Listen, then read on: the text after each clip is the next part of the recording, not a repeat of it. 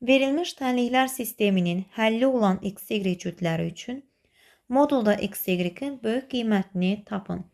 Tənliklər sistemində verilmiş ikinci tənliyin sol tərəfini qruplaşdırma üsulu ilə vurğulara ayıraq.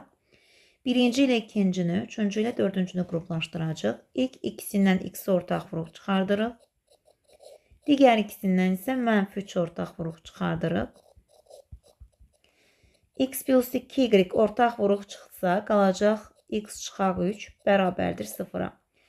Burada deməli, hasilin 0 olması üçün vuruqların hər hansı biri 0-a bərabər ola bilər. Yəni, x plus 2y bərabər 0 götürəcək. Bir də x çıxılsın 3 bərabər 0.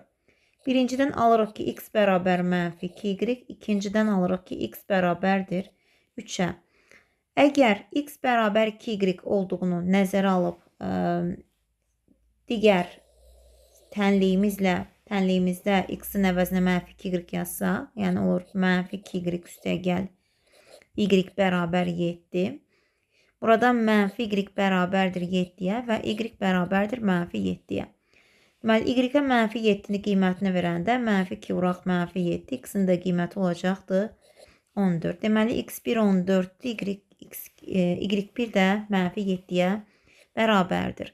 Onda həllərdən biri 14 -7 deməli, həllidir. Digəri isə x-ə 3 qiymətini veririk, x2-dir.